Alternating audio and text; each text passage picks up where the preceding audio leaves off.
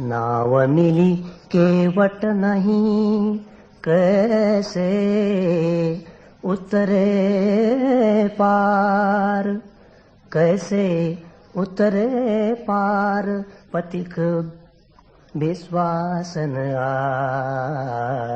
आवे, लगे नहीं बैराग यार, कैसे के पावे। पथिक विश्वास न आवे, मन में धरे न ध्यान, नहीं सत्संगति रहनी। बात करे नहीं कान, प्रीत बिन जैसे कहनी। छूटी डगमगी नाही, संत को वचन न माने। मूर्ख तजै विवेक, चतुराई अपनी आने। पलट सद्गुरु शब्द का, तनिक न करे विचार, कैसे उतरे पार। पथिक विश्वास न आवे, पथिक विश्वास न आवे।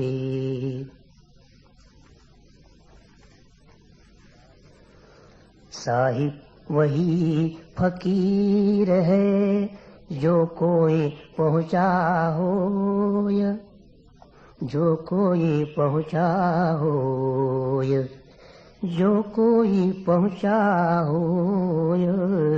नूर का छत्र विराजे, सपर तख्त पर बैठी, तूर अठपहरा बाजे। तंबू है आसमान, जमी का फर्श बिछाया, सीमा किया छिड़काव, खुशी का मुस्किल गाया। नाम खजाना भरा, जिक्र का नेजा चलता, साहिब चौकीदार, देखी इब्लिस हूँ डरता। पलटू दुनिया दीन में, उनसे बड़ा न कोय। पलटू दुनिया दीन में, उनसे बड़ा न कोय। साहिब वही फकीर है, जो कोई पहुँचा होय, जो कोई पहुँचा होय।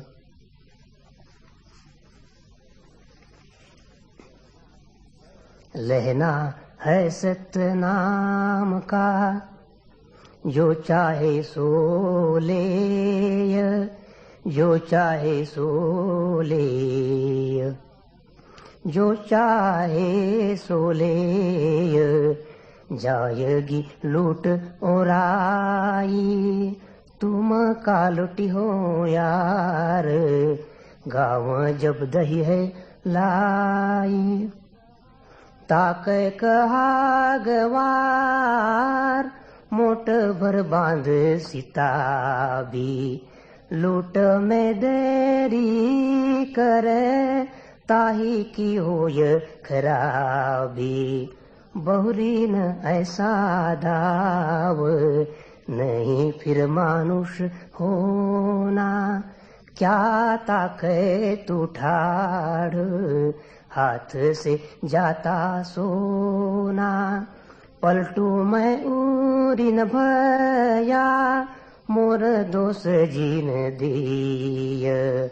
लेना है सत्य नाम का, जो चाहे सो ले, जो चाहे सो ले।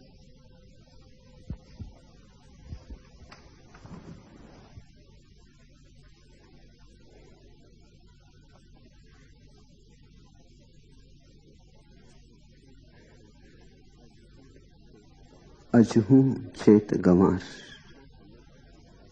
ना समझ अब भी चेत। ऐसे भी बहुत देर हो गई। जितनी न होनी थी ऐसे भी उतनी देर हो गई। फिर भी सुबह का भूला सांझ घर आ जाए तो भूला नहीं। अजहू चेत गंवार, अब भी जाग, अब भी होश को संभाल।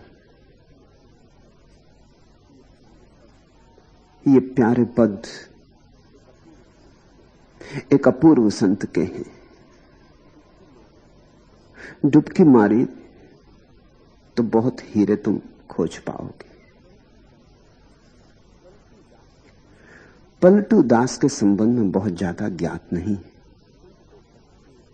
संत तो पक्षियों जैसे होते, आकाश पर उड़ते जरूर हैं लेकिन पद चिन्ह नहीं छोड़ जाते।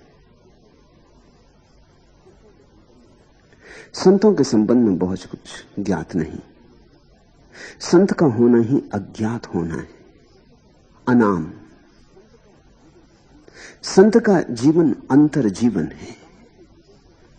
बाहर के जीवन के तो परिणाम होते हैं, इतिहास पर इतिवृत्त बनता है, घटनाएं घटती हैं बाहर के जीवन की। भीतर के जीवन की तो कहीं कोई रेख भी नहीं पड़ती। भीतर के जीवन की तो समय की रेत पर कोई अंकन नहीं होता। भीतर का जीवन तो शाश्वत सनातन समयातीत जीवन है। जो भीतर जीते हैं उन्हें तो वे ही पहचान पाएंगे जो भीतर जाएंगे। इसलिए सिकंदरों, हिटलरों, चंगेज और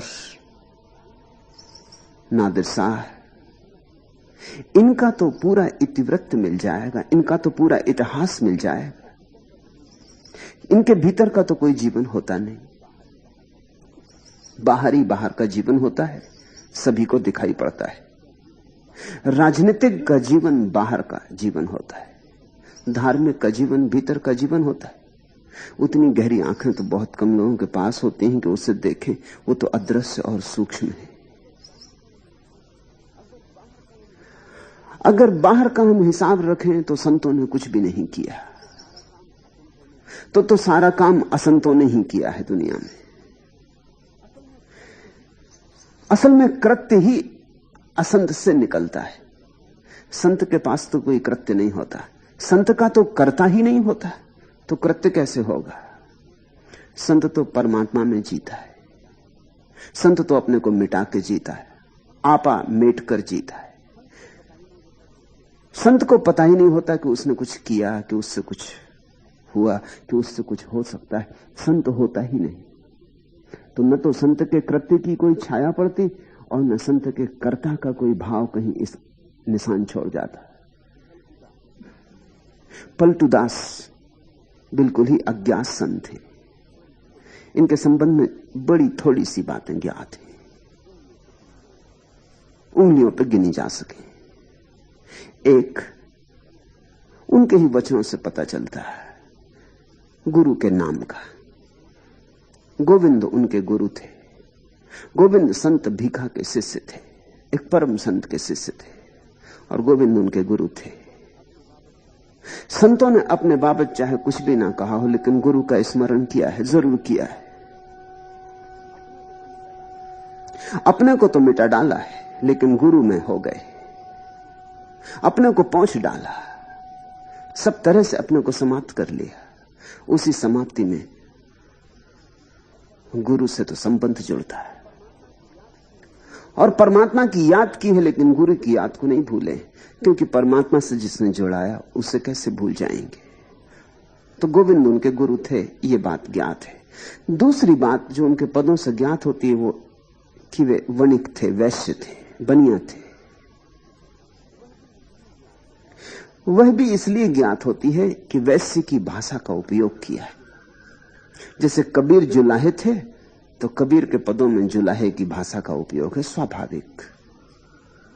झिनी झिनी बीनी रे चदरिया। अब ये कोई दूसरा नहीं लिखेगा जिसने चदरिया कभी बीनी ही ना हो। ये दूसरा नहीं लिख सकता। गोरा कुम्हार लिखेगा तो वो मटके बनाने की बात लिखता है।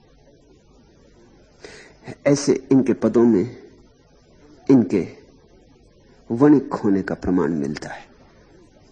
बड़ी मस्ती की बात कही, कहा कि मैं राम का मोदी, राम का बनिया हूं, राम को बेचता हूं, छोटी मोटी दुकान नहीं करता। सुनो ये अद्भुत वचन, कौन करे बनियाई, अब मोरे कौन करे बनियाई, त्रिकुटी में है भरती मेरी, सुखमन में है गादी। 10वें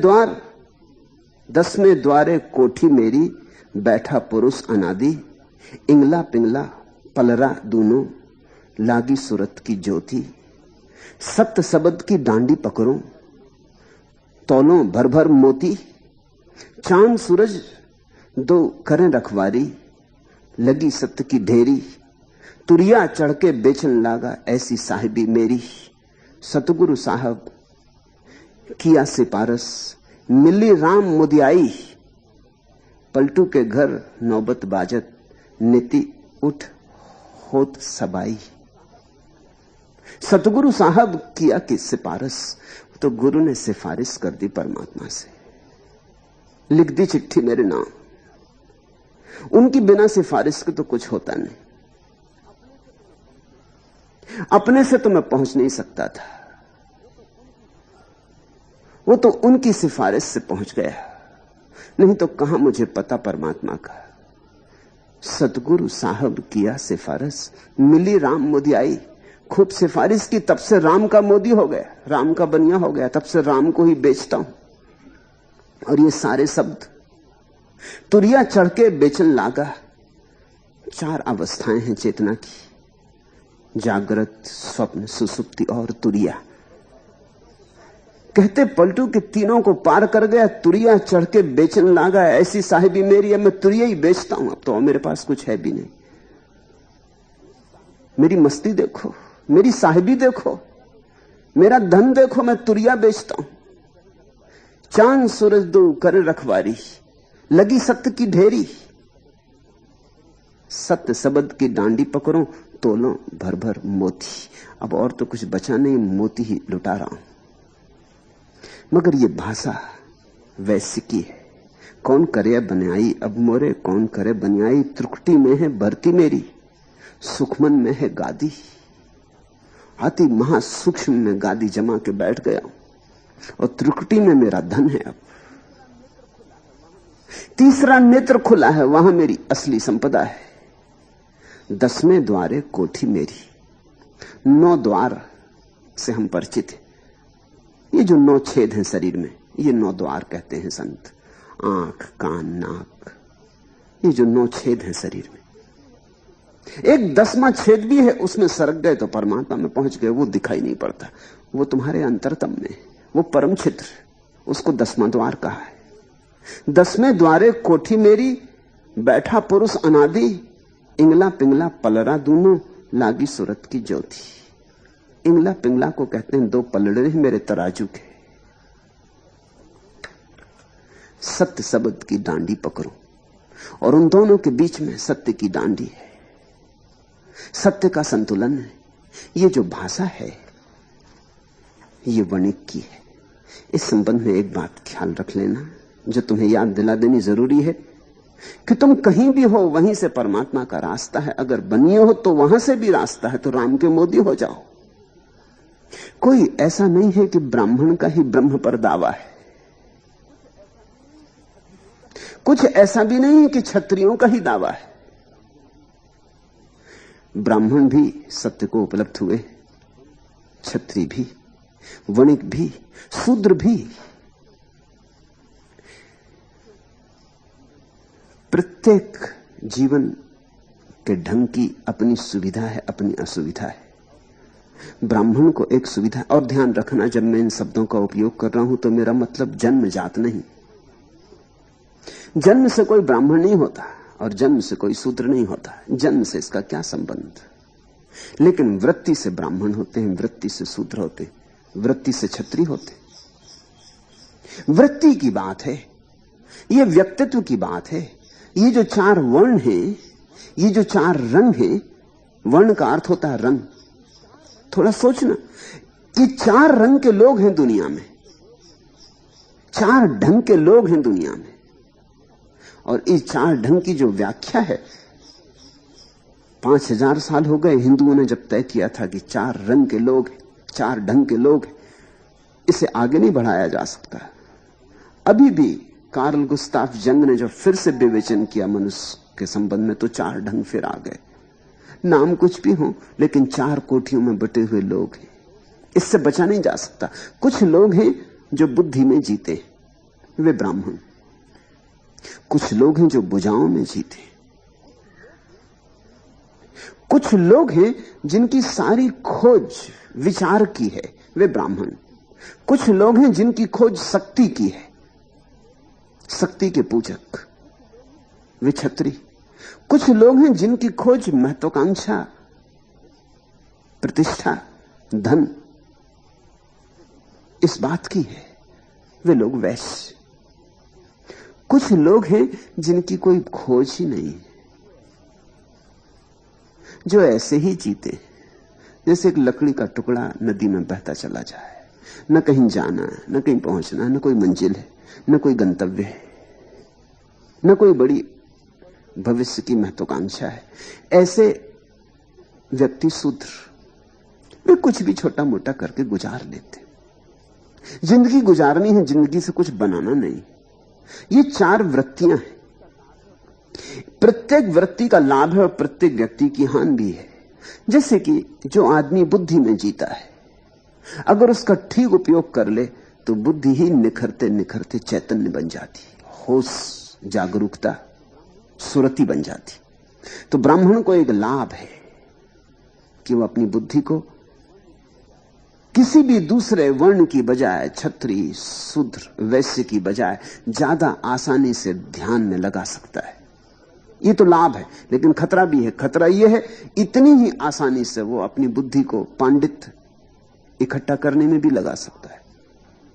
प्रत्येक लाभ अपने साथ छाया की तरह अपनी हानि लाता है। तो जितनी सुविधा है ब्राह्मण को, उतनी ही असुविधा भी है।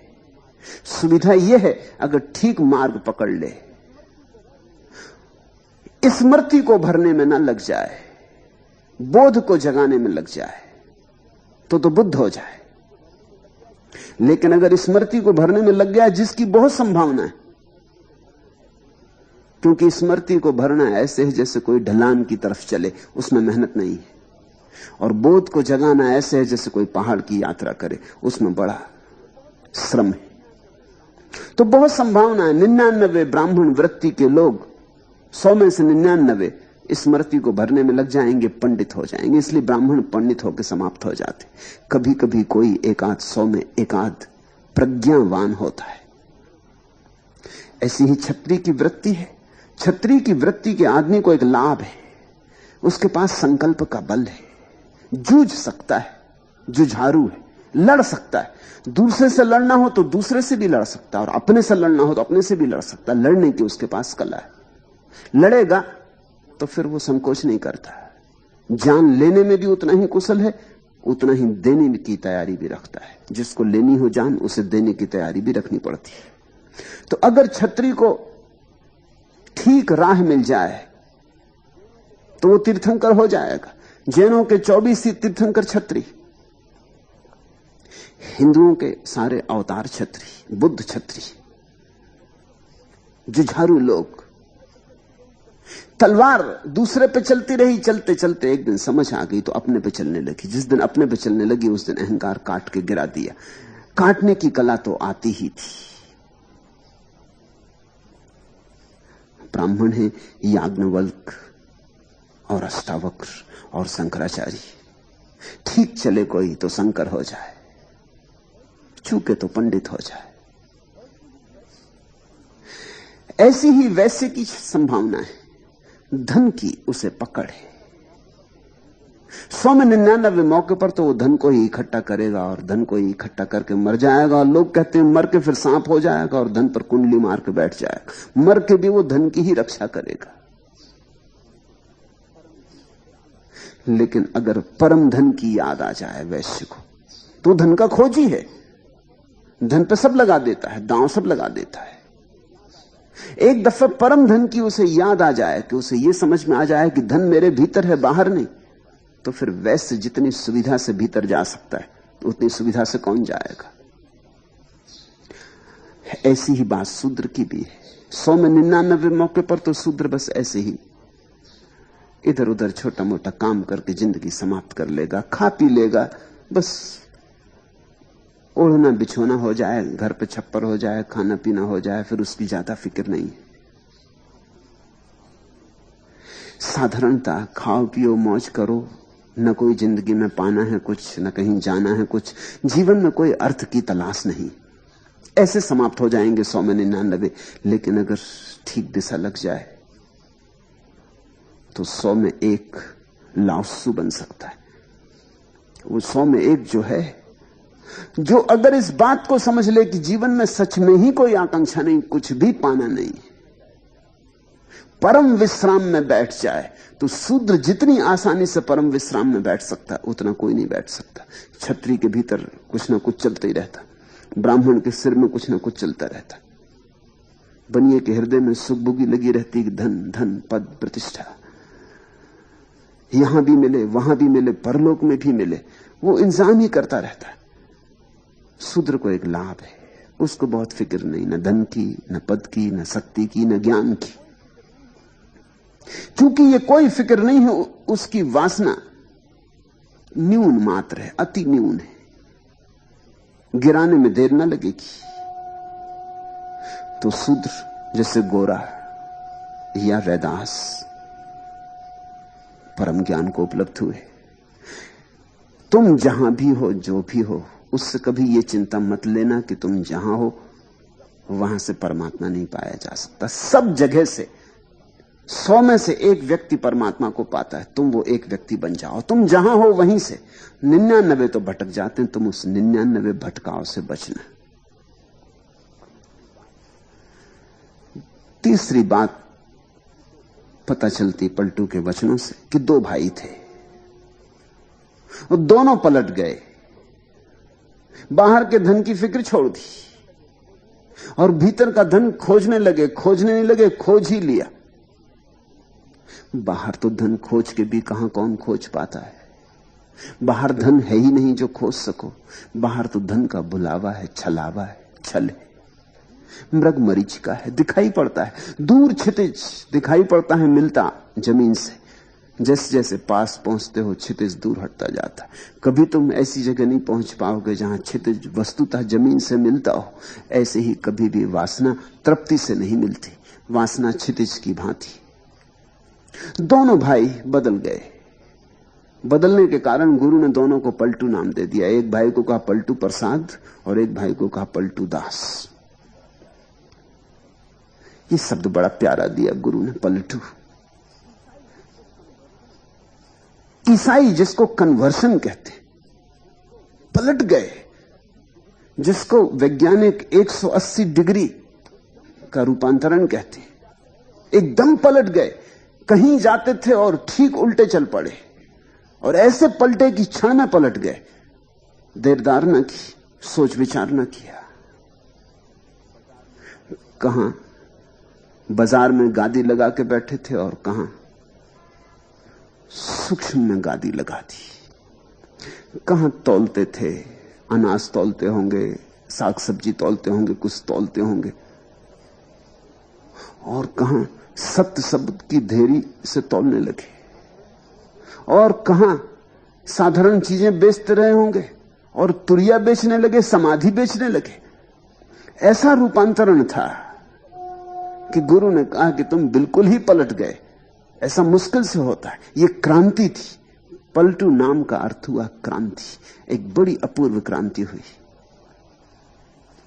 यह नाम भी बड़ा प्यारा है। असली नाम का तो कुछ पता नहीं है। असली नाम यानी मां बाप ने जो दिया था उस नाम का तो कुछ पता नहीं। गुरु ने जो नाम दिया था वो ये था, और गुरु ने खूब प्यारा नाम दिया, बड़ा सांकेतिक नाम दिया।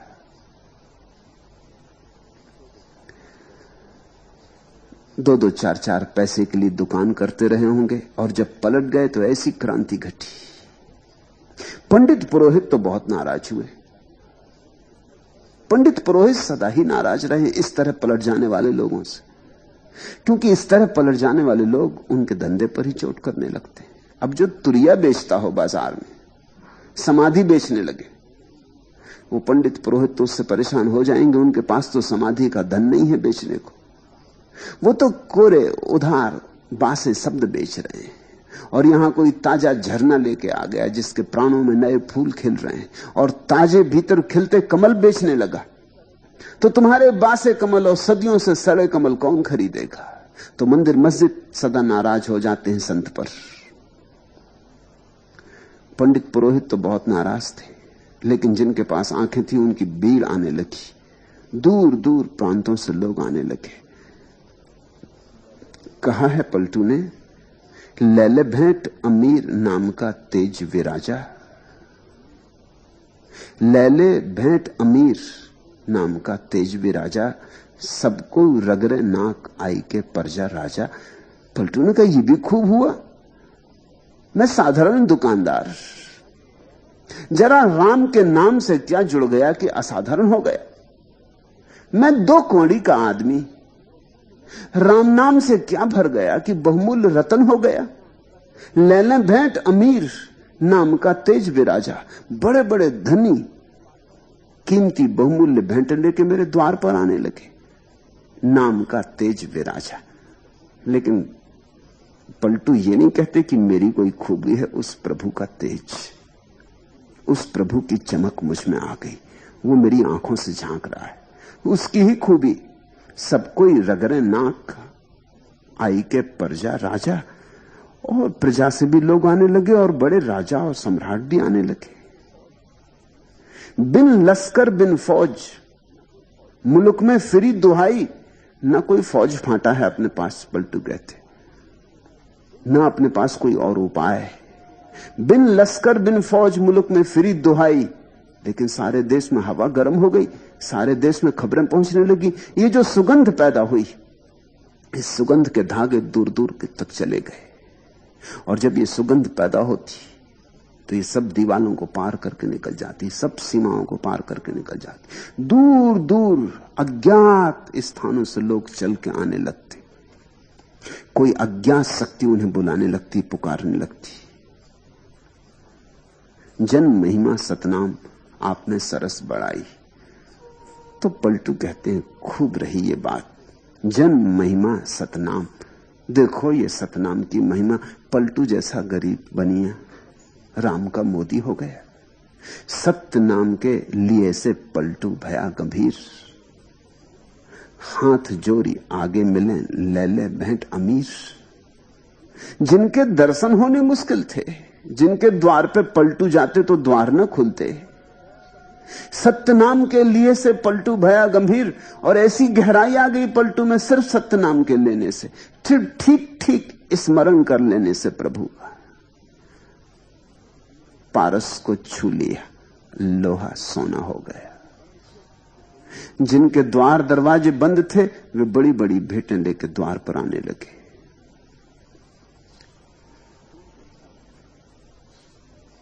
उनके भाई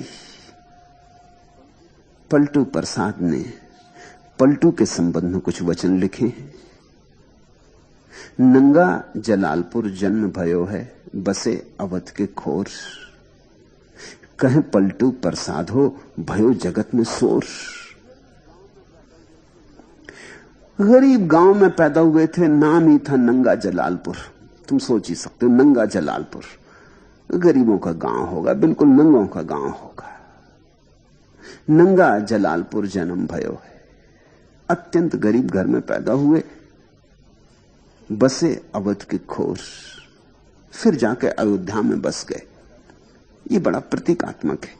पैदा हुए गरीब से गांव में, फिर राम की नगरी अयोध्या में बस गए। ग्रस्त पैदा हुए थे, फिर संन्यास्त हो गए। धन पद मद में डूबे थे, फिर एक दिन राम की महिमा में उतर गए। नंगा जलाल पर जन्म भयो है, बहे बसे अवध के खोर। कह पलटू प्रसाद हो, भयो जगत में शोर। 4 बरन को मैटी के भक्ति चलाई मूल। सब मिटा डाला, ब्राह्मण क्षत्रिय वैश्य, शूद्र, चारों वर्ण मिटा दिए, भक्ति में सब मिट जाते। सन्यासी का कोई वर्ण नहीं होता। सन्यासी रंगों के पार हो जाता, डंगों के पार हो जाता। सन्यासी परमात्मा का हो जाता। परमात्मा का तो कोई वर्ण नहीं, इसलिए सन्यासी का भी कोई वर्ण नहीं होता। ग्रस्त के वर्ण होते हैं क्योंकि ग्रस्त के ढंग होते हैं, ग्रस्त संसार में होता है। चार वर्ण को मेट के भक्ति चलाई मूल, गुरु गोविंद के बाग में पलटू फोले फूल। वो जो गोविंद का बाग था, गुरु गोविंद के बाग में पलटू फोले फूल, और ये पलटू नाम का फूल गुरु के बगीचे में खिला। सहज जलालपुर मून मुड़ाया, अवध टूटी कर धनिया।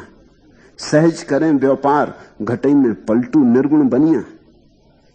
सहज जलालपुर मून मुड़ाया। सहज शब्द पर ध्यान देना। संतों की सारी प्रक्रिया सहज, चेष्टा से नहीं, बोध से, समझ से। जिस दिन बात समझ में आ गई उस दिन सिर मुंडा लिया, सन्यासी हो गए। ऐसे पलटे, क्षण में पलटे। सहज जलालपुर मून मुड़ाया। इसमें कोई आयोजना नहीं थी, कोई बहुत दिन सोच विचार नहीं किया था, कुछ हिसाब किताब नहीं बांधा था कि पुण्य लाभ होगा, स्वर्ग जाएंगे, परलोक मिलेगा, कुछ नहीं था। बात दिखाई पड़ गई कि संसार में कुछ भी नहीं। प्रतीक रूप सिर मुंडा लिया, तो जलालपुर में ही सिर मुंडा लिया, बाजार में ही सिर मुंडाना पड़ता है। अवध टूटी करधनिया, और फिर अवध पहुंच के वो जो जनेऊ पहने हुए थे करधनिया, वो भी तोड़ के गिरा दिया।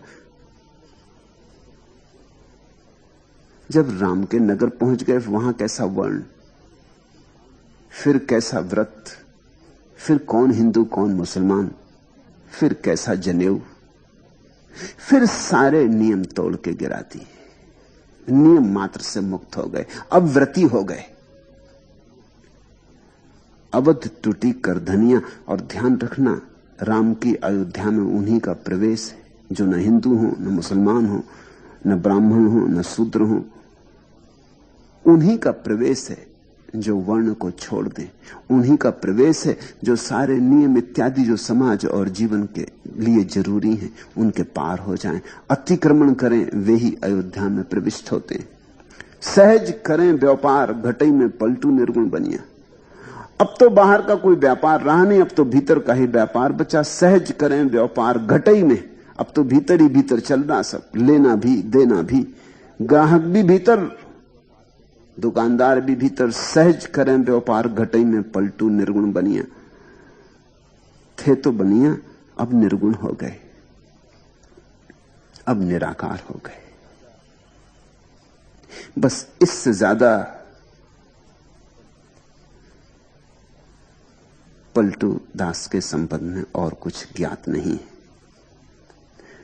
अंतिम बात, फिर हम उनके पदों में उतरे। शब्द उनके पलटू के ठीक वैसे ही आग्नेय हैं, अग्निमय हैं, जैसे कबीर के। बड़े ऊंचे घाट के शब्द हैं और बड़े चोट रखने वाले शब्द हैं। ठीक अगर कबीर के साथ किसी दूसरे को हम खड़ा कर सकें तो पलटू। इसलिए संतों में यह बात कही जाती रही कि पलटू दूसरे कबीर हैं। इसमें कोई अतिशयोक्ति नहीं है। तुम जब उनके पदों में उतरोगे तुम भी पाओगे। बड़ी ऊंची बात है और बड़ी सचोट है। हृदय में उतर जाए, तुम्हारे पोर पोर में भर जाए, ऐसी बात है। रसपूर्ण भी उतनी ही जितनी सचोट, मस्ती भी उतनी ही जैसी कबीर की।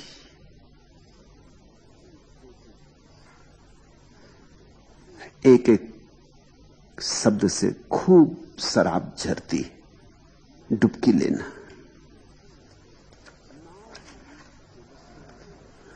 नाव मिली केवट नहीं, कैसे उतरे पार, कैसे उतरे पार पथिक विश्वास न आवे।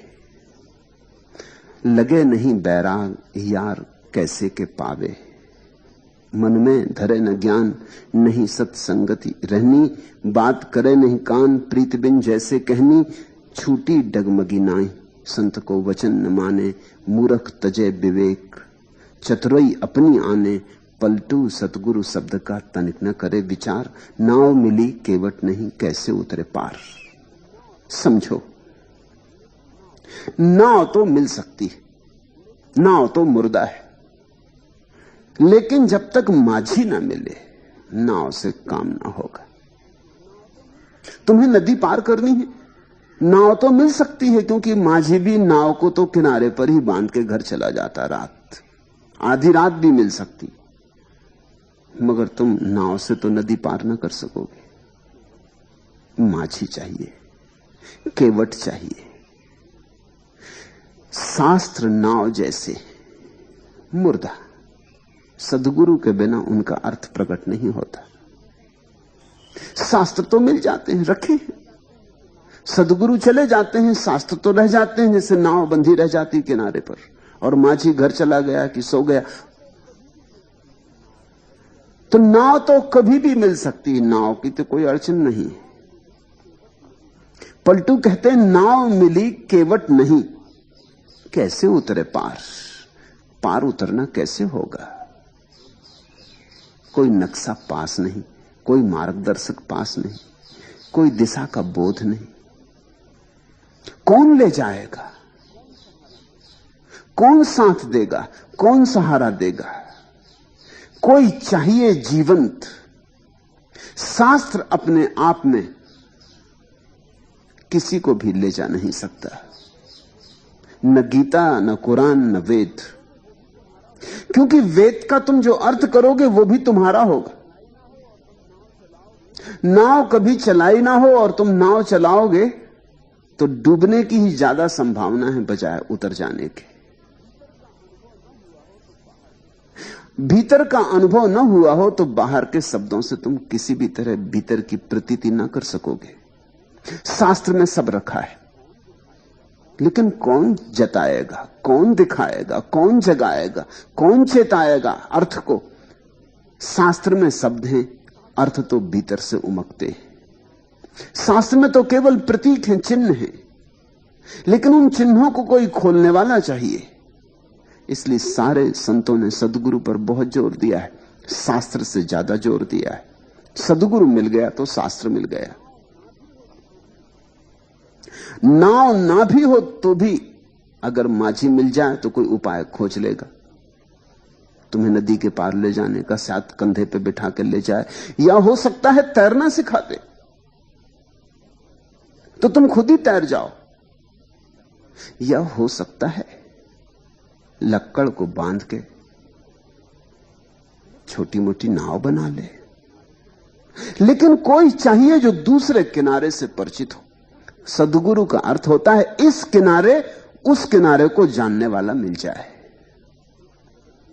इस जगत में उस जगत की पहचान वाला मिल जाए।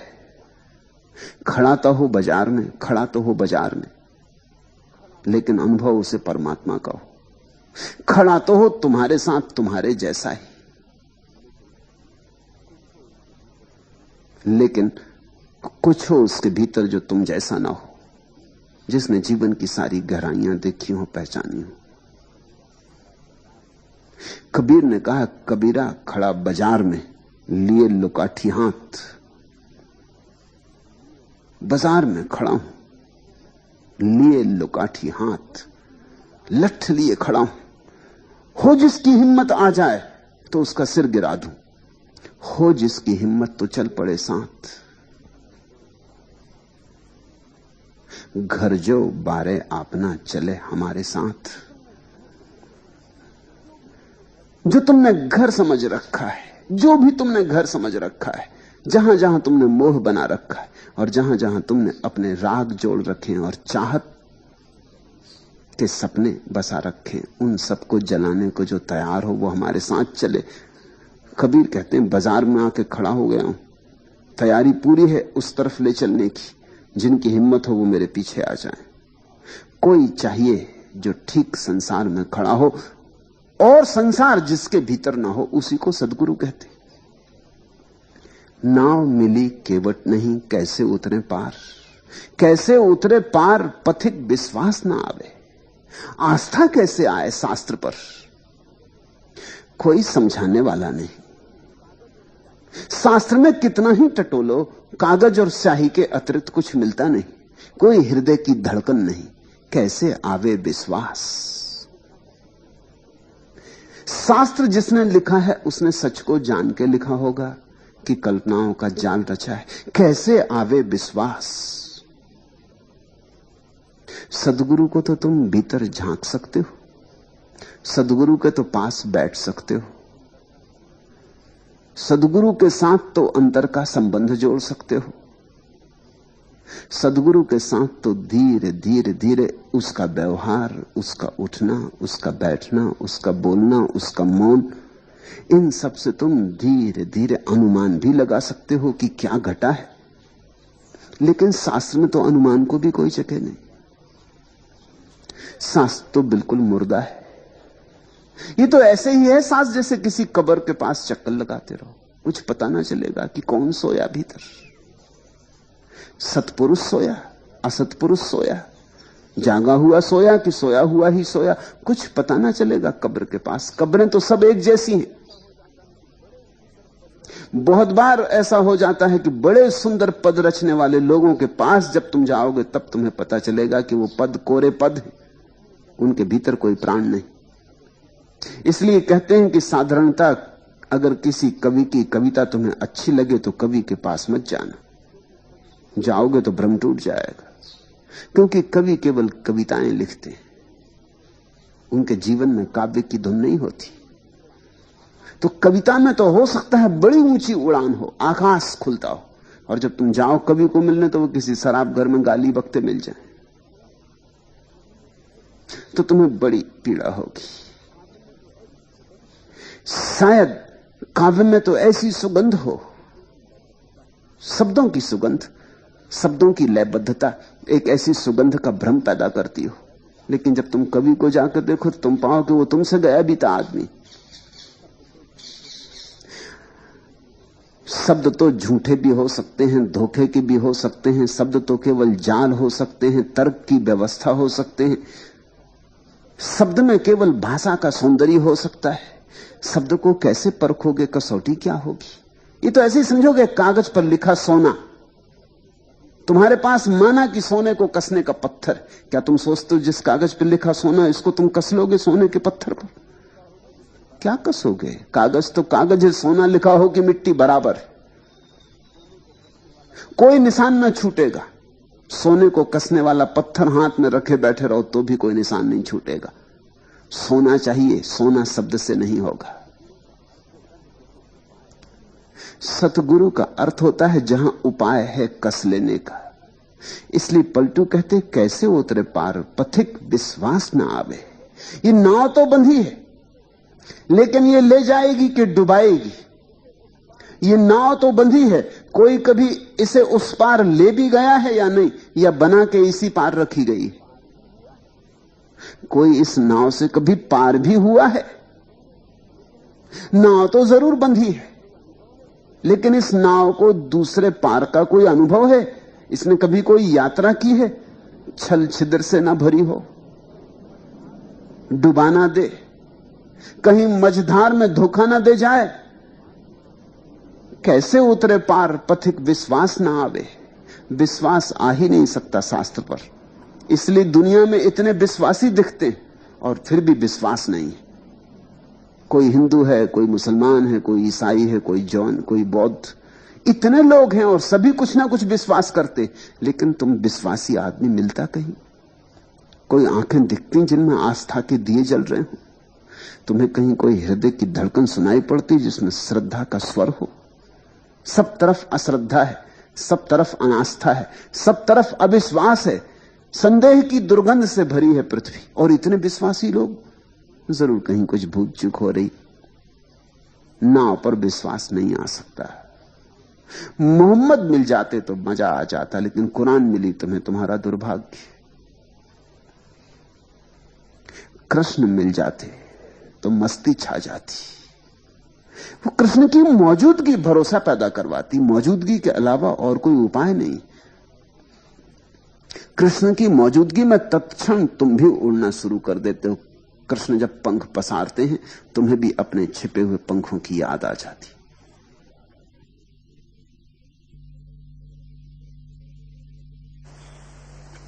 कृष्ण का एक एक शब्द तुम्हारे हृदय में सोई हुई आत्मा को जगाने लगता है। जागृत शब्द ही जगा सकता है। कृष्ण मिलते तो सौभाग्य, लेकिन तुम गीता लिए बैठे हो। तुम तोतों की तरह गीता कंठस्थ कर लोगे, दोहराते रहोगे, दोहराते दोहराते मर जाओगे। नाव बंधी रहेगी, तुम नाव की पूजा करते करते मर जाओगे। लेकिन पूजा करने से कोई उस पार नहीं जाता। नाव में यात्रा करनी होती। लोग शास्त्रों की पूजा कर रहे हैं, बड़ा निर्वचन होता शास्त्रों का, व्याख्या होती शास्त्रों की, लेकिन जो उस पार ना गया हो उसके निर्वचन का भी कोई मूल्य नहीं है, उसकी व्याख्या का भी कोई मूल्य नहीं है। पंडित सहयोगी नहीं हो सकता, केवल ज्ञानी ही सहयोगी हो सकता है। और बिना विश्वास के तो कुछ भी नहीं होता। ये तो यात्रा ही निसंदिग्ध मन से हो तो ही होती। संदेह तो ऐसा ही जैसे नाव में छेद हो। छेद दिखाई पड़ रहा है, नाव में तुम कैसे बैठोगे?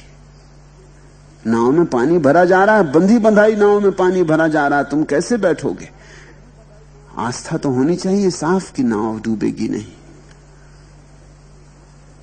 जब तुम नाविक को नाव में देखते हो, उसकी मजबूत कलाइयों को देखते हो, उसके हाथ में पतवार देखते हो, उसके हाथ में पतवार के गट्ठे देखते हो, उसके चेहरे पर हजार हजार सूरज की धूप निकली, नाव इस पार से उस पार होती रही। जब तुम्हें ये सारी बात दिखाई पड़ जाती कि कोई मल्लाह मौजूद है, कोई नाविक मौजूद है, कोई केवट मौजूद है, आस्था पैदा होती। तब फिर नाव में अगर छेद हो तो भी फिक्र नहीं, ये मल्लाह उसकी भी चिंता कर लेगा।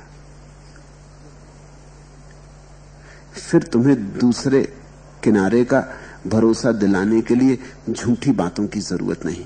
इसकी आंख पर्याप्त। तुम इसकी आंख में झांकोगे, तुम्हें दूसरा किनारा दिखाई पड़ जाएगा। इसके हृदय की धड़कन काफी है। तुम जरा पास बैठ के इसकी धड़कन का गीत सुनोगे तो आस्था पैदा हो जाएगी। इसलिए बुद्ध के पास या नानक के पास या कबीर के पास या पलटू के पास आस्था का जन्म होता है। आस्था सदा जीवंत व्यक्ति के पास ही जगती है। बुझे दियों से तुम अपने बुझे दिए को जलाओगे भी तो कैसे जलाओगे? कोई जला दिया चाहिए। उसके पास जाओगे तो ज्योति एक झपट में तुम्हारी बुझी बाती को पकड़ लेगी। नाव मिली केवट नहीं, कैसे उतरे पार, कैसे उतरे पार पथिक विश्वास ना आवे। लगे नहीं वैराग यार कैसे को पावे। ये जो वैराग्य है, ये जब तक कोई प्यारा न मिल जाए, कोई यार न मिल जाए, जिसको बुद्ध ने कल्याण मित्र कहा है उसी को पलटू यार कह रहे हैं। जब तक कोई यार न मिल जाए, जब तक तुम उसकी यारी में डुबकी ना लो, जब तक कोई कल्याण मित्र न मिल जाए, जब तक कोई प्रेमी न मिल जाए, गुरु यानी प्रेमी। परमात्मा का तो तुम्हें पता नहीं, परमात्मा तो बहुत दूर का किनारा है। लेकिन परमात्मा में होकर कोई आया हो, ऐसा जब तक यार ना मिल जाए,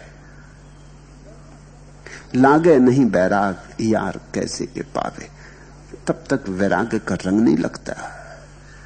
तब तक तुम बातें वैराग्य की करते रहो, तब तक सन्यास का रंग नहीं लगता। जो खुद रंगा हो वही तुम्हें रंग सकेगा, जो खुद डूबा हो वही तुम्हें डुबा सकेगा। शराबी के पास बैठोगे तो उसके मुंह से शराब की गंध आती, पक्का पता हो जाता है।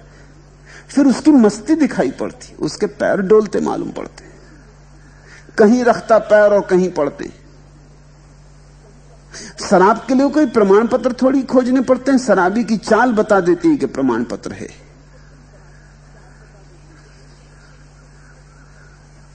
शराबी का रंग ढंग बता देता है।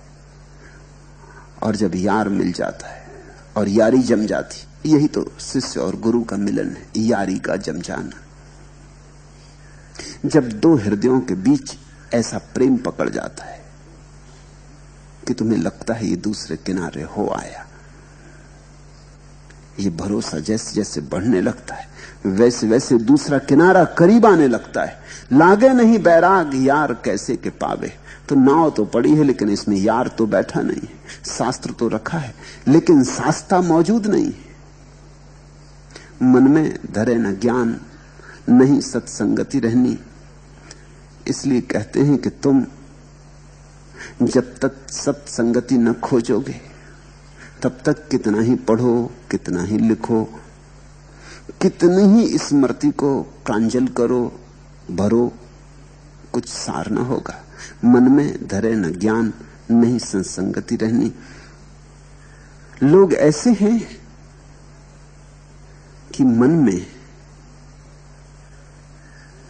धारण नहीं करते, बस केवल स्मृति में भरते। इस फर्क को समझो। मेरी बात तुमने सुनी, तुम उस बात के साथ दो काम कर सकते हो। मेरी बात सुनी, तत्क्षण उसे स्मृति में रख दिया, फाइल किया, कहा कि कभी जरूरत होगी तो काम में ले आएंगे, किसी को समझाना होगा तो समझा देंगे, कोई पूछेगा अर्थ तो बता देंगे। तुमने अपने काम में नहीं लाए, तुमने रख दी, किसी और के काम आ जाएगी। अधिकतर तुम्हारा ज्ञान ऐसा ही है। एक दूसरी बात है, एक दूसरा ढंग है, वास्तविक ढंग कि तुमने बात को समझा और पी गए, पचा गए, वो तुम्हारे मांस मज्जा में समा गई। तुमने स्मृति ना बनाई, तुमने उसका जीवन बना लिया।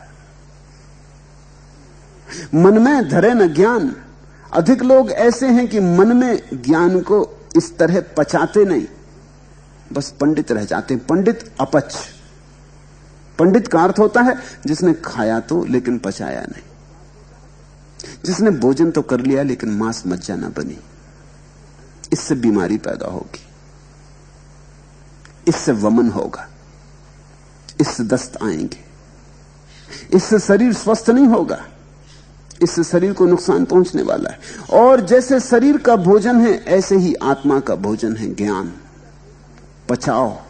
मन में धरे न ज्ञान नहीं सत्संगति रहनी। और जब तक तुम सत्संगति में न जाओगे तब तक तुम समझ ही ना पाओगे कि ये दो चीजें हैं, मन में धरना, पचाना, या स्मृति में रखना।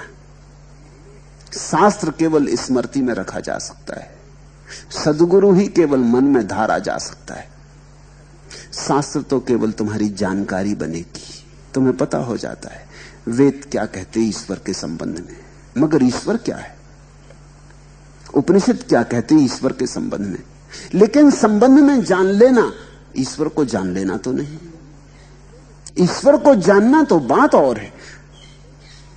बिना प्रेम किए तुम प्रेम के संबंध में बहुत कुछ जान ले सकते हो। पुस्तकालयों में किताबें प्रेम पर लिखी रखी, तुम जाके सब अध्ययन कर लो।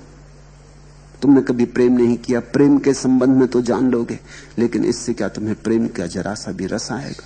प्रेम के अमृत की एक बूंद भी तुम्हारी जीभ पर पड़ेगी, स्वाद आएगा? नहीं, तुम पंडित हो जाओगे। चाहो तो थीसिस लिखो, कोई यूनिवर्सिटी तुम्हें डॉक्टरेट दे देगी, यूनिवर्सिटी यही काम करती है। तुम बड़े ज्ञानी हो जाओगे, शास्त्र लिख सकते हो। ये तुम्हारा शास्त्र वमन होगा। पहले तुम शास्त्र को पी गए, पचा नहीं, अब उसका वमन कर दिया, दूसरों की खोपड़ी पर डाल दिया। लेकिन सद्गुरु के बिना दूसरी घटना नहीं घटती। दूसरी घटना का अर्थ है जब तुम किसी के साथ अपने जीवन का धागा जोड़ देते हो, जब तुम किसी के साथ अपनी गांठ बांध लेते हो। जैसे विवाह, जैसे किसी के साथ फेरे पड़ गए, इसलिए तो यार कहते पलटू। ये प्रेम का विवाह है। शिष्य विवाहित हो गया गुरु से, अब दोनों एक हो गए, रच पच गए, तभी पाचन शुरू होता है। मन में धरे न ज्ञान नहीं सत्संगति रहनी। सत्संगति के बिना नहीं हो पाएगा, मन में ज्ञान नहीं प्रविष्ट होगा।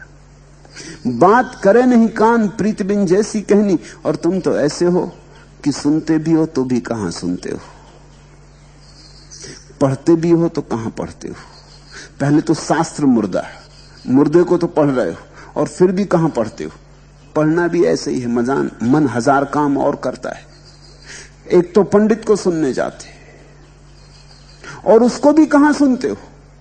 तो पहले तो पंडित सुनते तो भी शायद ही कोई लाभ होना था, फिर उसको भी कहां सुनते हो? पंडित बोले जाता, तुम कुछ कुछ सोचे जाते। ये तो तभी हो पाएगा, ये सुनना तो तभी हो पाएगा जब मन का राग बैठ जाए, जब मन एक प्रेम में पड़ जाए। प्रेम के अतिरिक्त कोई श्रवण नहीं है। तो यारी पहले बननी चाहिए, प्रेम पहले बनना चाहिए, तब ज्ञान। प्रेम के पीछे आता ज्ञान। और जिसने सोचा कि ज्ञान के पीछे प्रेम आएगा, वो भूल में पड़ा। उसने बैल पीछे बांध दिए गाड़ी के, ये गाड़ी अब कहीं जाएगी नहीं। प्रेम पहले आता, भाव पहले आता, हृदय पहले आता, तब सिर। जिसने सोचा कि पहले सिर फिर हृदय को ले आएंगे, वो कभी भी नहीं ला पाएगा, क्योंकि सिर तो हृदय के खिलाफ है और हृदय को कभी उमंगने ना देगा। सिर तो संदेह है और हृदय है आस्था, श्रद्धा। तो सिर तो 1000 उपाय करेगा संदेह खड़े करने की। सिर में तो संदेह ही लगता है, सिर से कभी श्रद्धा नहीं होती। श्रद्धा हृदय से होती। सरल चित्तता चाहिए, विनम्रता चाहिए, अकड़ का अभाव चाहिए, प्रेम में पड़ने की हिम्मत चाहिए। बात करे नहीं कान प्रीत बिन जैसे कहनी, बिना प्रेम के सब कहना व्यर्थ है, सब सुनना व्यर्थ है। लगे नहीं बैराग यार कैसे के पावे, छूटी डगमगी नाही संत को वचन न माने। डगमगी लगी रहती सिर में, तो सिर तो दुविधा से भरा रहता। सिर तो कहता पता नहीं हो ठीक ना हो ठीक, ऐसा हो वैसा हो। सिर तो 1000 बातें उठाता है। सिर का तो काम ही यही कि वो संदेह खड़ा करता है। जैसे वृक्षों में पत्ते लगते, ऐसे सिर में संदेह लगते। छूटी डगमगी नाही, डगमग होता रहता सब सिर के भीतर। तो सिर कभी अकंप नहीं होता, सिर तो कपते ही रहता, वहां भूकंप चलता ही रहता, वहां भूकंप कभी बंद नहीं होता।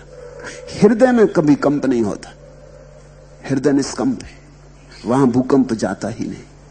जो हृदय में पहुंच गया वो कंपन के पार हो जाता, वहां संदेह पैदा नहीं होते, वहां श्रद्धा के कुसुम लगते, वहां आस्था के कमल खिलते और सारा जीवन रूपांतरित हो जाता है।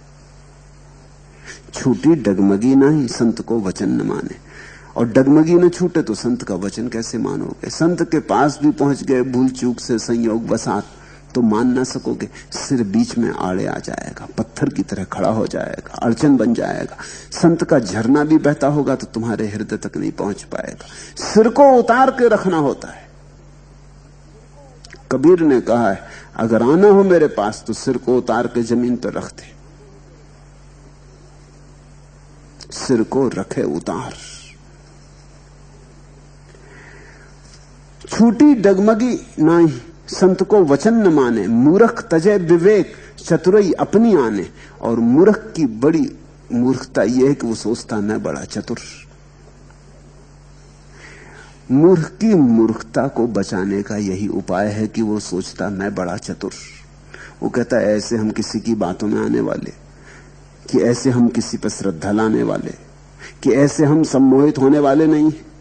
हम तो सोच विचार करेंगे, हम तो सब तरह का हिसाब किताब लगाएंगे, ऐसे प्रेम में पड़ जाएं। हम ऐसे ना समझ नहीं, हम बड़े चतुर हैं। पलटू कहते हैं मूर्ख तजे विवेक चतुराई अपनी आने, और इसी अपनी चतुराई में विवेक का अवसर खो देता है। और विवेक और चतुराई में बड़ा फर्क है। चतुराई सिर्फ मूढ़ता है, विवेक तुम्हारी आत्मा का जागरण है। लेकिन जागे हुए से जुड़ो तो जागोगे, और ये चतुराई तुम्हें जागे हुए से जुड़ने नहीं देती। बुझा हुआ दिया चतुराई से भरा है, डगमग हो रहा है कि जाऊं पास न जाऊं, पता नहीं ठीक हो कि गलत हो, ऐसा हो वैसा हो। ज्योति भी दिखाई पड़ती तो भी साहस नहीं जुटा पाता। पास न जाएगा तो चूक जाएगा, साहस चाहिए। तो अक्सर ऐसा हो जाता है कि कभी कभी साहसी लोग सत्य की संगति में उतर जाते और कमजोर और तथाकथित समझदार लोग दूर ही खड़े रह जाते। वो अपनी समझदारी में ही मर जाते। समझदारी से सावधान, क्योंकि समझदारी तुम्हारी मूढ़ता को छिपाने का उपाय। एक बात सदा सोचना, एक बात सदा याद रखना, अगर तुम चतुर हो तो तुम्हारी जिंदगी में सबूत होना चाहिए। कहां है आनंद, कहां है रस, क्या पाया, कौन सी ज्योति है तुम्हारे भीतर, कौन सी सुगंध उठी, कौन सा संगीत बना, कौन सा नृत्य हुआ, उत्सव कहां है, चांदनी कहां है। अंधेरा ही अंधेरा भरा, फिर भी तुम अपने को चतुर कहे चले जाते, और सब तरह की वासनाओं के सांप बिच्छू भीतर सरक रहे, फिर भी तुम अपने को चतुर कहे जाते। थोड़ा तो सोचो, थोड़ा तो विचारो। अगर चतुर ही होते तो तुम्हारी जिंदगी में परमात्मा का वास होता, तुम्हारी जिंदगी में आनंद होता, तुम्हारी जिंदगी में एक पुलक होती। तुम्हारी जिंदगी में ये उदासी क्यों है, तुम्हारी जिंदगी में ये इतना ज्यादा रुग्ण भाव क्यों है? तुम हो कहां?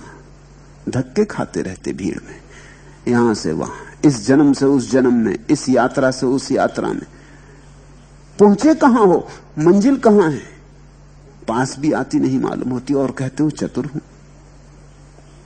अगर चतुर हो तो जीवन में प्रमाण चाहिए, और अगर जीवन में प्रमाण न हो तो कृपा करके इस चतुराई को उतार कर रख दो। ये चतुराई नहीं है, ये वस्तुतः विवेक से बचने का उपाय है, ये मूढ़ता की तरकीब है, ये तुम्हारा अज्ञान तुम्हें चतुराई की का धोखा देके अपने को बचा रहा है। मूर्ख तजे विवेक चतुराई अपनी आने, पलटू सतगुरु शब्द का तनिक न करे विचार। वो अपनी अपनी मारता रहता, अपनी अपनी लगाता रहता। पलटू सतगुरु शब्द का तनिक न करे विचार, नाव मिली केवट नहीं कैसे उतरे पार। और जब तक तुम सदगुरु के वचन का विचार न करोगे, जब तुम अपनी अकड़ हटाकर, अपने उपद्रव को शांत करके, अपने को दूर करके, अपने को बीच से हटा के कहोगे कि अब मैं सीधा विचार करना चाहता हूं, मेरी जिंदगी तो बेकार गई, तो एक बात सच है कि मेरे पास कोई विवेक नहीं है, मैं तो भटका ही भटका, घाव ही घाव इकट्ठे किए, ये मेरी जिंदगी रही, अब बहुत भटक चुका। अब मैं कहता हूं कि अब अपनी समझ से क्या चलना, अपनी समझ से चल के खूब देख लिया कहां पहुंचा। मनोवैज्ञानिक कहते हैं, मनस्विद कहना चाहिए, पूरब के मनस्विद कहते हैं कि छोटा बच्चा अगर अपनी चतुराई की बात हांके, क्षमा योग्य, क्योंकि उसे अभी जीवन का कोई अनुभव नहीं। लेकिन उम्र पाके भी अगर तुम अपनी चतुराई की हांको तो तुम बड़े अज्ञानी, तुम क्षमा भी नहीं किए जा सकते। उम्र पाके तो दिखाई पड़ जाना चाहिए कि मेरी चतुराई का परिणाम क्या है, और वह परिणाम दिखाई पड़ जाए तो एक घटना घटती, तुम्हें अपनी बुद्धि पे संदेह आ जाता है। बस तुम्हारे जीवन में परमात्मा के आगमन का पहला कदम पड़ा, अपनी बुद्धि पर संदेह। जब अपनी बुद्धि पर संदेह आता है तो सद्गुरु पर आस्था आती। जब तक तुम सोचते हो अपने से ही तर जाएंगे, तब तक तुम क्यों किसी का हाथ पकड़ोगे, तब तक तुम यारी में न पड़ोगे। नाव मिली केवट नहीं कैसे उतरे पार। फिर तुम्हारी चतुराई तुम्हें ज्यादा से ज्यादा शास्त्र तक ले जा सकती, नाव तक पहुंचा सकती, लेकिन केवट तो यारी से मिलता। तुम्हारी चतुराई तुम्हें किताब तक ले जा सकती। तो लोग किताब बड़े मजे से पढ़ते हैं, ऐसे बहुत लोग हैं, लाखों लोग हैं जो मेरी किताबें पढ़ते, यहां नहीं आते। मुझे पत्र भी लिखते हैं कि हम आपकी किताबें पढ़ते हैं और बड़ा आनंद आता है, लेकिन आने में संकोच है, आने में डर है कि आने की अभी हिम्मत नहीं, आना चाहते हैं मगर अभी हिम्मत नहीं। क्या डर होगा आने में? यारी बनाने में डर है। प्रेम खतरनाक बात है, प्रेम बन जाएगा तो तुम्हारी जिंदगी फिर वैसी ही न रह जाएगी। किताब के साथ कोई खतरा नहीं, किताब तुम पढ़ लेते हो और ताक पर रख देते हो। किताब तुम्हारी हो गई, मेरी क्या है? तुमने खरीद ली, तुम्हारी हो गई। तुम जहां चाहो वहां लकीरें लगाओगे, जहां चाहो काट दोगे, जहां चाहो लाल निशान लगा दोगे, तुम जो चाहो अर्थ कर लोगे, किताब तुम्हारी हो गई। मेरा उसमें क्या रहा?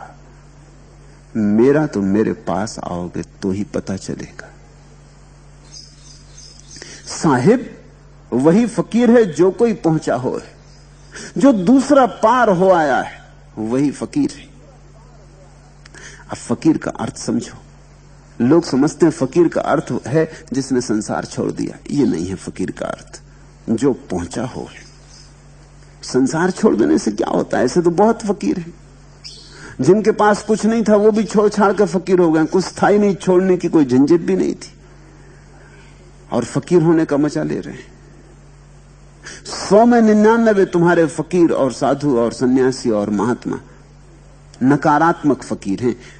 संसार छोड़ दिया, लेकिन परमात्मा पाया या नहीं? संसार छोड़ना थोड़ी पर्याप्त परिभाषा है। शायद संसार छोड़ना इतना ही हो सकता है जैसे एक आदमी बगीचा लगाना चाहे, जमीन साफ करे, कांस उखाड़ के फेंक दे, घास पात को काट दे, जला दे, जड़ें घास पात की निकाल के जमीन को शुद्ध कर ले, पानी छिड़क दे और बैठ जाए, कहे कि बगीचा तैयार हो गया। ये कोई बगीचा हुआ? ठीक है, जमीन तैयार हो गई, मगर अब बगीचा तो तैयार होना है। जमीन तैयार हो गई, अच्छा हुआ, मगर इसको ही बगीचा मत मान लो, नहीं तो इस खाली जमीन में गुलाब के फूल न खिलेंगे।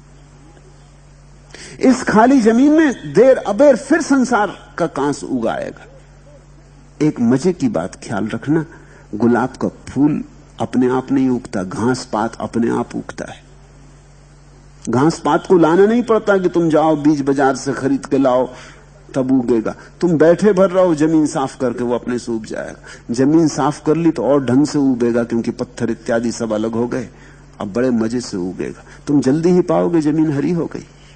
गुलाब अपने से नहीं उगेगा, गुलाब को तो लगाना पड़ता है। फकीर की ठीक परिभाषा पलटू कर रहे हैं। साहिब वही फकीर है जो कोई पहुंचा होए, जिसके जीवन में गुलाब के फूल खिले हो, परमात्मा खिला हो, वो फकीर है। संसार छोड़ देना पर्याप्त नहीं है, परमात्मा पाना जरूरी है। ये विधायक परिभाषा हुई, नकार से परिभाषा नहीं करनी चाहिए। ऐसा समझो कि एक आदमी है, कोई पूछे कि आदमी आंख वाला है, इसकी क्या परिभाषा? तुम कह सकते हो क्योंकि ये अंधा नहीं है। ये तो ठीक बात हो गई कि जो अंधा नहीं वो आंख वाला होना चाहिए, लेकिन जो अंधा नहीं वो भी आंख बंद किए बैठा हो सकता है, आंख पे पट्टी बांधी हो सकती। जो अंधा नहीं है वो भी सोया हो सकता है, तो भी आंख वाला नहीं। आंख वाला तो वही है जिसे दिखाई पड़ता है, और कोई परिभाषा से काम ना चलेगा। अंधा नहीं है, इतनी नकारात्मक परिभाषा काफी नहीं। अंधा नहीं है ये तो ठीक है, काम चलाऊ परिभाषा हो गई। फकीर वह जिसने संसार छोड़ा, ये ऐसे ही है जैसे आंख वाला वह जो अंधा नहीं। आंख वाला वह जिसे दिखाई पड़ता है, जिसे दर्शन होता है। अंधा नहीं होने से क्या होता है? आंख रहते भी आदमी आंख बंद किए बैठे रहते तो भी दिखाई नहीं पड़ेगा। संसार छोड़ दिया ये तो ठीक है, लेकिन परमात्मा दिखाई पड़ा या नहीं, असली बात तो वहां तय हो गई। साहिब वही फकीर है जो कोई पहुंचा होए, जो कोई पहुंचा हो नूर का छत्र विराजे, जिसके चारों तरफ परमात्मा की रोशनी हो, जिसकी रोशनी दूसरों को भी अनुभव हो, जिसके आसपास रोशनी का छत्र हो, आभा मंडल हो, जो ज्योति से जगमग हो, जिसके छोटे से दिए में सूरज उतरा हो। जो कोई पहुंचा हो नूर का छत्र विराजे, सबर तखत पर बैठी, तूर अठ पहरा बाजे, और जो संतोष के सिंहासन पर विराजमान हो। सबर, सब्र, संतोष, सबर तखत पर बैठी, जिसे तुम पाओ कि जो संतोष के तख्त पर बैठा है, परितुष्ट है, जिसे अब न कहीं जाना न कहीं कुछ पाना, पा लिया जो पाना था। परमात्मा पाने के बाद और क्या पाने को बचता है? तो जिसने परमात्मा पा लिया उसको कुछ पाने को नहीं बचता। पाने की दौड़ गई, आपाधापी समाप्त हुई। सबर तखत पर बैठ, तूर 8 पहरा बाजे। और जिसके पास 8 पहर संगीत का नाद हो रहा हो, निनाद बज रहा हो, उत्सव चल रहा हो, रस बह रहा हो, तूर 8 पहरा बाजे। जिसके पास अगर तुम चुप होकर बैठ जाओ तो तुम अपूर्व संगीत में डूबने लगो। जिसके पास अगर तुम शांत होकर बैठ जाओ तो डोलने लगो जैसे सांप डोलता है तुरही को सुनकर। तूर 8 पहरा बाजे, सबर तखत पर बैठ। ये परिभाषा कर रहे हैं वो। कौन है केवट? किसको सदगुरु चुनोगे? देखना संतोष, जांचना संतोष से। बड़ी अद्भुत बात कह रहे हैं और बड़ी गहरी बात कह रहे हैं। कुछ और बात से तय नहीं होता। अगर तुम एक महात्मा के पास जाओ और तुम पाओ कि वो अभी भी खोज रहा है परमात्मा को, अभी भी साधना में लगा है, अभी भी योग प्राणायाम साध रहा है, अभी भी शीर्षासन सर्वांगासन कर रहा है, अभी भी ध्यान पूजा पाठ कर रहा है, तो समझना अभी सब्र तखत पर बैठा नहीं, अभी सब्र नहीं हुआ, अभी संतोष नहीं हुआ, अभी मिलना नहीं हुआ। परमात्मा से मिलने के बाद फिर शीर्षासन करोगे, परमात्मा की मजाक उड़ानी, उसके सामने सिर के बल खड़े होगे। कि परमात्मा से मिलने के बाद पूजा पाठ करोगे। अब क्या पूजा पाठ? कि परमात्मा से मिलने के बाद मंदिर मस्जिद जाओगे। अब कैसा मंदिर, कैसी मस्जिद? अब तो सभी उसका हो गया।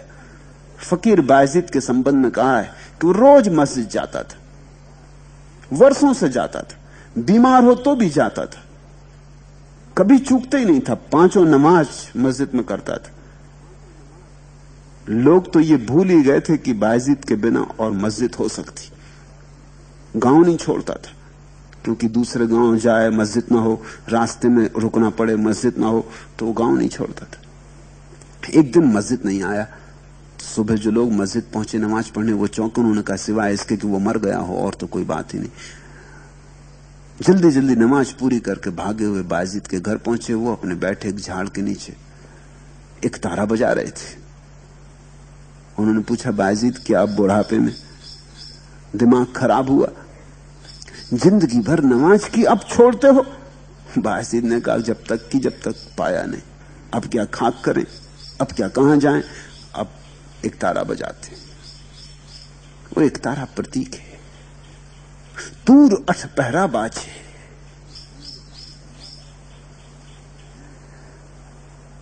ध्यान अगर अभी भी करते हो तो फिर अभी पहुंचे नहीं। जो पहुंच गया वो ध्यान हो गया। अब कैसे ध्यान करे? जो पहुंच गया वो पूजा हो गया, उसका जीवन अर्चना हो गई। इसलिए कबीर कहते हैं, उठूं बैठूं सो परिक्रमा। अब मैं कैसे मंदिर की परिक्रमा करने जाऊं? अब तो उठना बैठना वही परिक्रमा है, क्योंकि जब भी उठता उसी के पास उठता हूं, जब भी चलता उसी के पास चलता हूं। खाऊं पीऊं सो सेवा। अब कैसे मंदिर में जाके भोग लगाऊं भगवान को? मैं खाता हूं, उसी में सेवा हो जाती, क्योंकि वही खा रहा। सुनते हो? खाऊं पीऊं सो सेवा। सबर तखत पर बैठ, तूर 8 पहरा बाजे। तंबू है आसमान, जमी का फरस बिछाया। अब कहां छोटे मोटे मंदिर मस्जिद की जरूरत रही। तंबू है आसमान, जमी का फरस बिछाया। छिमा किया छिड़काव। जैसे कि कोई तैयारी करता है, मेहमान को आता है, कोई मेहमान आ रहा है, कोई बड़ा मेहमान आ रहा है, तो तुम छिड़काव करते जल का, बगीचे में जमीन पर धूल बैठ जाए, तंबू तानते। पलटू कहते हैं, अब आकाश का तंबू ही एकमात्र तंबू है, पूरी जमीन अपना फर्ज है। और अब पानी से क्या सींचना, अब तो क्षमा से सींचते हैं। क्षमा प्रेम की एक अभिव्यक्ति। अब तो प्रेम से सींचते हैं, अब तो क्षमा से सींचते हैं। क्षमा किया छिड़काव, खुशी का मुस्क लगाया। और अब कौन सा इत्र लगाएं, अब कौन सा मस्क लगाएं, अब कौन सी सुगंध? खुशी का मुस्क लगाया। अब तो 24 पहर सोते जागते आनंद का भाव उठ रहा, आनंद की लहरें चल रही, आनंद की तरंगें चल रही। यही सुगंध है। नाम खजाना भरा, जिक्र का नेजा चलता, साहिब चौकीदार, देख इब्लीसों डरता। अब तो बड़ी गजब की बात हो रही है। वो कहते हैं फकीर कौन? साहिब वही फकीर है जो कोई पहुंचा हो, और जब कोई पहुंच जाता है तो खुद पहरा नहीं देना पड़ता अपने जीवन पर, खुद साहिब, खुद भगवान पहरा देता है। फिर तुम्हें अपनी फिक्र नहीं रखनी पड़ती कि ये करूं ना करूं, ये करना ठीक कि गलत कि सही। फिर ये सब बातें गई, अच्छा बुरा गया। साहिब चौकीदार, देख इब्लीसों डरता। अब तो शैतान खुद ही डरता है, क्योंकि वो साहब चौकीदार हो गए। अब तो परमात्मा फिक्र करता है। तुमने वो प्यारी कहानी सुनी ना कि तुलसीदास सोते हैं और धनुर्धानी राम द्वार पर खड़े होकर पहरा देते। वो प्रतीकात्मक है। जिसने सब परमात्मा पे छोड़ दिया, उसकी चौकीदारी परमात्मा करता है। तुम जब तक अपनी चौकीदारी खुद करती हो खतरे में हो, तब तक शैतान तुम्हें सताएगा और शैतान तुमसे जीतेगा। तुम शैतान से क्या बचोगे? उसके रास्ते बड़े सूक्ष्म हैं। नाम खजाना भरा, और अब तो एक ही खजाने में बात रह गई है, उसका नाम, उसकी स्मृति, उसका स्मरण। बस इतना ही धन है। अब ये ध्यान ही धन है। नाम खजाना भरा, जिक्र का नेजा चलता, और अब तो 24 घंटे उसकी स्मरण का भाला ही चलता रहता। अब तो 24 घंटे श्वास श्वास में जिक्र है, नाम स्मरण है, प्रार्थना है। ये करनी नहीं पड़ती, ये अपने से हो रही। संत वही जिसमें प्रार्थना अपने से हो रही हो, जिसके होने में प्रार्थना हो, जिसके उठने बैठने में प्रार्थना हो, जिसकी आंखें झपकें तो पूजा हो जाए, जिसके पास तुम जाओ तो तुम्हें परमात्मा पहरा देता हुआ मालूम पड़े। पलटू दुनिया दीन में उनसे बड़ा न कोई। पलटू कहते हैं फकीर से बड़ा कोई भी नहीं, न इस दुनिया में न उस दुनिया में। पलटू दुनिया दीन में उनसे बड़ा न कोई, साहिब वही फकीर है जो कोई पहुंचा हो। ऐसे किसी फकीर का हाथ पकड़ो, यारी करो, तो केवट मिले, तो माझी मिले, तो उस पार उतर पाओ। अपने से न पहुंच पाओगे। अपने से पहुंचने की धुन में इसी किनारे अटके रह गए हो जन्मों जन्मों से। अब हूं चेत गंवार, अब चेतो। लहना है सतनाम का, जो चाहो सो ले। और लाभ तो एक ही है दुनिया में, धन तो एक ही है दुनिया में। लहना है सतनाम का, जो चाहे सो ले। प्रभु के स्मरण के अतिरिक्त और कोई धन नहीं, और कोई लाभ नहीं। फिर जिसको लेना हो ले ले, रुकावट जरा भी नहीं है, कोई रोक नहीं रहा। तुम अपने ही हाथ से नहीं ले रहे हो, इसे ख्याल में रखना। जीसस ने कहा है, knock and the door shall be opened unto you, ask and it shall be given। मांगो और मिलेगा, खटखटाओ और द्वार खुल जाएंगे। राबिया ने तो कहा द्वार बंद ही नहीं है, खटखटाओ भी मत, आंख खोलो, द्वार खुले हैं। सूफी फकीर हसन रोज कहा करता था, प्रभु द्वार खोल, प्रभु द्वार खोल। बहुत देर हो गई, द्वार खोल, मैं तड़फ रहा हूं, रोता, छाती पीटता। एक दफा वो राबिया के घर ठहरा। वो वही जो करता था रोज सुबह से उसने किया, प्रार्थना की, फिर रोने लगा, छाती पीटने लगा, भाव बेहल कि हे प्रभु द्वार खोल। राबिया ने 1 दिन सुना, 2 दिन सुना, 3 दिन सुना। तीसरे दिन वायु उसने कहा कि बंद करिए बकवास, द्वार खोले, आंख खोल। और कहते हैं हसन जागा। जिंदगी भर से वो यही मचाए हुए था कि प्रभु द्वार खोल। राबिया की ये चोट की नासमझ क्या बकवास लगा रखी, आंख खोल, द्वार तो खुले ही है। कहते हैं पलटू, लहना है सतनाम का, जो चाहे सो ले। जिसने चाहा उसे मिला, किसी क्षण मिला, जिस क्षण चाहा। एक क्षण की भी देर नहीं होती, मगर तुम चाहती नहीं। तुम कुछ कूड़ा कचरा चाहते हो। कोई धन के लिए दौड़ रहा, कोई पद के लिए दौड़ रहा, परमात्मा के लिए कौन दौड़ता है? कभी कभी तुम परमात्मा की याद भी करते हो तो पद के लिए। चुनाव में खड़े हो गए तो जाके हनुमान जी को समझाते हो कि महाराज जरा ख्याल रखना। नारियल चढ़ाऊंगा। जब चुनाव में खड़े हो गए तो हनुमान चालीसा पढ़ने लगते हो, मस्जिद मंदिर पूजा पाठ करने लगते हो, साधु संतों के पास जाने लगते हो। मेरे पास लोग आ जाते, वो कहते हैं कि महाराज चुनाव में खड़े आशीर्वाद चाहिए। मुझे क्यों झंझट में डालते हो, तुम पाप करो, मुझको भी फंसाओगे। जिस दिन चुनाव छोड़ना हो उस दिन आ जाना, मैं आशीर्वाद दे दूंगा। मैं करिए चुनाव के लिए तो आशीर्वाद मत लो, क्योंकि फिर तुम जो करोगे उसका भी जुम्मा मेरा हो जाएगा, मेरा कोई हाथ नहीं इसमें। बड़े हैरान होते, क्योंकि और साधु संतों के पास जाते हैं वो तो जल्दी से आशीर्वाद देने को तैयार। आशीर्वाद देने में लगता ही क्या है किसी को, मिलने वाले को मिल गई आशा और देने वाले का कुछ जाता नहीं। तुम कभी परमात्मा की याद भी करते हो तो गलत कारणों से करते हो।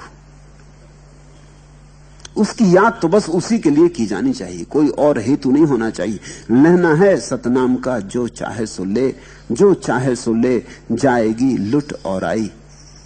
और बहुत देर मत करो, कहीं ऐसा ना हो कि दूसरे लूट लें, सब लूट ही जाए और तुम ऐसे ही बैठे रह जाओ। जो चाहे सो ले, जाएगी लुट और आई। तुम का लूटी हो यार, गांव जब दहिए लाई। और क्या तुम बैठे बैठे तब की राह देख रहे, जब सब पूरा गांव लूट लेगा तब? तुमने कोई ऐसी जिद बांध रखी कि जब सब लब लूट चुकेंगे तब आखिरी में हम? तुम का लूटी हो यार, गांव जब दहिए लाई, ताके कहा गंवार, मोट भर बांध से ताबी। इसलिए पलटू कहते हैं कि गंवार, इसलिए तुझको गंवार कहना पड़ रहा कि तू काहे के लिए रुका है, पूरा गांव लूट लेगा तब तू लूटेगा। ताके कहा गंवार, इसलिए मजबूरी तुझे गंवार कहना पड़ रहा है कि देर मत कर, जल्दी से खोल अपनी गठरी और बांध ले, और जितना बांध सके बांध ले। ताके कहा गंवार, मोठ भर बांध से ताबी, जल्दी कर और जल्दी से अपनी गठरी बांध ले, अपने हृदय को भर ले परमात्मा से। किस प्रतीक्षा में रुका है? लूट में देरी करे ताही की होए खराबी। जो देर करेगा वो व्यर्थ ही दुख पाता है, क्योंकि जब तक तुमने नहीं लूटा परमात्मा को तब तक तुम दुख में रहोगे, नरक में रहोगे। लोग सोचते हैं नरक कहीं और है, तुम जहां हो ये नरक है। जब तक परमात्मा नहीं लूटा तब तक तुम नरक में हो। ये भी खूब मजेदार तरकीब है पंडितों ने खोजी कि नरक कहीं दूर जमीन के पाताल में, तुम कभी जाओगे नरक में। ये भी खूब मजेदार तरकीब है, इससे तुम निश्चिंत हो गए। तुम कहते हो हम थोड़ी नरक में, नरक में तुम हो। मैंने सुना है एक आदमी मरा,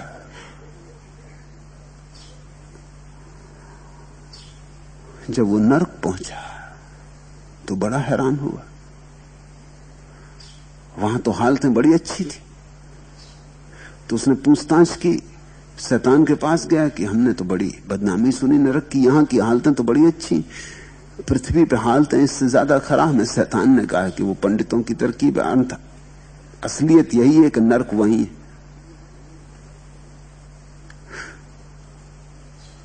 तुम जरा देखो तो अपने चारों तरफ, अपने भीतर, अपने बाहर, और क्या नरक होगा, और क्या बुरा हो सकता है, इससे ज्यादा और क्या पीड़ा हो सकती है जिसमें तुम गुजर रहे हो। जब तक परमात्मा नहीं तब तक नरक। इसलिए कहते हैं पलटू, लूट में देरी करे ताही की होई खराबी। ताके कहा गमार, मोट भर बांध सिताबी, जल्दी कर बांध ले अपनी गठरी। बहुरी न ऐसा दांव, नहीं फिर मानुस होना। क्योंकि हजारों हजारों जन्मों के बाद आदमी मनुष्य होता, 84 कोटियों के बाद आदमी मनुष्य होता, 84 करोड़ योनियों के बाद एक बार आदमी उस वर्तुल में आता है, उस जगह आता है जहां मनुष्य होता है। जिससे चाक घूमता है ना, जब पूरा चाक घूम जाता तब फिर आरा ऊपर आता है, फिर गया नीचे, तो फिर पूरा चाक घूमेगा तब ऊपर आएगा। पूरब के मनीषियों ने संसार को गाड़ी के चाक की तरह देखा है। वो जो भारत के ध्वज पर चाक का निशान है, वो जिन्होंने चुन के रखा उनको शायद अंदाज भी ना हो कि वो किस लिए चाक का निशान है। वो बौद्ध चक्र है, वो अशोक ने अपने पत्थरों पर खुदवाया था। प्रतीक है वो संसार का कि यहां सब चीज घूम जाती, पूरा घूमना पड़ता, फिर एक दफा चूके ऊपर आके तो फिर पूरा चक्कर है, फिर पूरा चाक जब होगा तब फिर दोबारा लौटोगे, न मालूम कब दोबारा आदमी होगे। बहुरी न ऐसा दांव, फिर दोबारा दांव मिले न मिले, अवसर आए न आए या कब आए, बहुर न ऐसा दांव नहीं फिर मानुस होना। क्या ताके तू ठाड़, हाथ से जाता सोना, और तू खड़ा खड़ा क्या कर रहा है, क्या ताक रहा है, दिखाई गिर क्यों बना है, तमाशबीन क्यों बना है, लूट ले अजहू चेत गमार। बहुरी न ऐसा दांव नहीं फिर मानुस होना, क्या ताके तू ठाड़, हाथ से जाता सोना, पलटू मैं उरन भया। मोर दोस्त जिंदे, लहना है सतनाम का, जो सा है सो ले। पलटू कहते हैं, और ख्याल रखना, मुझे जो कहना था मैंने कह दिया, मैं उऋण हुआ, मुझे मिल गया। इतना और ऋण बचा था। जिस व्यक्ति को भी मिलता है उस पे इतना ऋण बचता है कि वो दूसरों को भी कहते हैं। पलटू कहते हैं, मैंने अपनी गठरी भर ली, खूब दिल भर के भर ली, कुछ कमी नहीं छोड़ी, संतोष के तखत पे विराजमान हो गया हूं, तूर अठपहरा बाजे। इतना ऋण और बचा था कि तुमसे कह दूं कि कैसे मैंने लूटा, कैसे मैंने पाया, और कैसे पाके मैं धन्यभागी हुआ। पलटू मैं उरिन भया, अब मेरी झंझट मिटी, मुझसे मत कहना पीछे, मैंने ऋण चुका दिया। मोर दोस्त जिंदे, इसलिए मुझे कोई भूल के भी दोष ना दे पीछे, फिर मुझसे मत कहना कि पलटू तुम्हें मिल गया और हमको खबर ना थी। हम तुम्हारे पास ही थे, हमें बता तो देते कि खजाना इतने करीब है। तुमने खोद भी लिया, गठरी भी भर ली, बैठ भी गए सिंहासन पर, आनंद में मगन भी हो गए, और हम भटकते ही रहे और अंधेरे में टटोलते ही रहे। हमें खबर तो दे देते, पुकार तो दे देते, जरा हमें चेता तो देते, फिर मुझसे मत कहना, मुझे दोष मत देना। पलटू बड़ी प्यारी बात कह रहे हैं। पलटू मैं उरन भया, मोर दोस्त जिंदे, लहना है सतनाम का, जो चाहे सो ले ना। अब मैंने सब दरवाजा खोल दिया, सीधी सीधी बात कह दी कि ये पड़ा है सतनाम का लहना, ये प्रभु स्मरण का धन है, जिसको लेना हो ले ले। फिर पीछे मुझसे मत कहना कि हमको खूब भटकाया, बता देते तो ना भटकते। पलटू के इन वचनों पर ध्यान करो। तुम्हारा जीवन नरक है। खड़े खड़े क्या देख रहे हो, कब तक देखते रहोगे? पत्थर की मूरत हो गए हो। थोड़े हिलो चलो, थोड़ा उठो, थोड़े जीवन को गति दो। प्रभु सामने खड़ा है, प्रभु चारों तरफ विराजमान है। इसकी स्मृति को जगाओ, इस आह्लाद को अपने भीतर उतरने दो। ये किरण तुम्हारे भीतर जाना चाहती है, ये किरण तुम्हारे अंधेरे को तोड़ना चाहती है, ये सूरज तुम्हारे भीतर प्रभात बनना चाहता है। आंख खोलो। और ऐसी भी बहुत देर हो चुकी, कितने जन्मों से तुम भटक रहे हो, कितनी लंबी यात्रा तुमने की, और सिर्फ धूल धमास के अतिरिक्त तुम्हारे हाथ कुछ भी ना लगा। धन लगा ही नहीं, धन लगता ही नहीं हाथ जब तक ध्यान ना लगे। ध्यान कुंजी है धन की, असली धन की। असली धन यानी जो मिल जाए तो फिर कभी खोता नहीं। ये धन तो मिल मिल के खो जाता है, ये धन तो मिला भी तो ना मिला बराबर है। धनी होके भी तुम देखते नहीं लोग कितने गरीब हैं, सब है उनके पास और भीतर कुछ भी नहीं। भीतर कोरा सन्नाटा और अंधेरा है, रुदन और आंसू भरे। बाहर तिजोरी भरती चली गई है और भीतर आत्मा होती चली गई। जितनी तिजोरी भर ली है उतनी ही आत्मा बेच डाली। जीसस ने कहा है, अपनी आत्मा को बेचकर अगर तूने सारे संसार को भी पा लिया तो क्या? तूने बड़ा गलत सौदा कर लिया।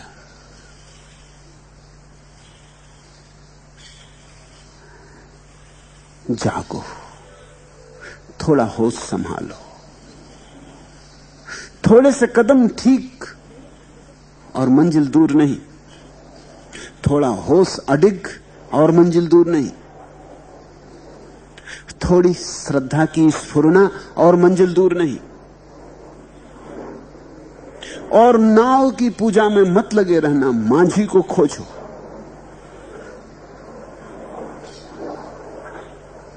लहना है सतनाम का, जो चाहे सो ले।